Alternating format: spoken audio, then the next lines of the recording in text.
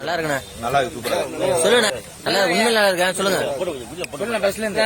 மருத்துவர் பழனியோட சிறிய கவிதை இது. குடிக்காதவன் யார் உலகத்தில, அவனை கொண்டு வந்து நிறுத்து பக்கத்தில, எல்லாரும் குடிக்கிறான் மொத்தத்தில, இல்லன்னு சொல்லுவான் வெக்கத்தில, ஐயனாறு சாமி கூட கல்லு குடிக்குது, சில அந்தரங்க சாமி எல்லாம் கஞ்சா அடிக்குது, கொய்யா தோப்பு முனுசாமி மில்லி அடிக்கிறான், கோட்டு போட்ட வேறு சாமி நாளும் குடிக்கிறான், குழந்தையா இருக்கும் போது பாலை குடிக்கிறான், குமரனா வளர்ந்த பின்னே நாளும் குடிக்கிறான், சாகும் போது 3 வாய் தண்ணி குடிக்கிறான், சாராயத்தை போட்டுக்கிட்டு வெளியே நடிக்கிறான், பணக்காரன் பஸ்டார் பாரி நடிக்கிறான், பாதையோர குப்புசாமி ரோட்ல குடிக்கிறான், உழைப்பவனின் உரிமத்த முதலாளி குடிக்கிறான், உலகத்தை ஒருத்தவனும் விஷத்தை குடிக்கிறான், எருமத்தையில குடிக்கும் போது மந்தமாகுது, எதிரே ஒருத்தன் புகழ்ந்து விட்டா போதை ஏறுது, கரும்பு பிழிஞ்சு எடுத்து வச்சா சாராகுது, அதை கலப்படமா மாத்தி வச்சா சீராகுது, முத்தம் என்ற பேரை சொல்லி உதடு குடிக்குது, சட்டம் என்ற பேரை சொல்லி மூளை குடிக்குது, சத்தியத்தின் பேரை சொல்லி தர்மம் குடிக்குது, சாராயமோ எல்லாத்தையும் சேர்த்து குடிக்குது, இதில் குடிக்காதவன் யார் உலகத்தில, அவனை கொண்டு வந்து நிறுத்து பக்கத்தில.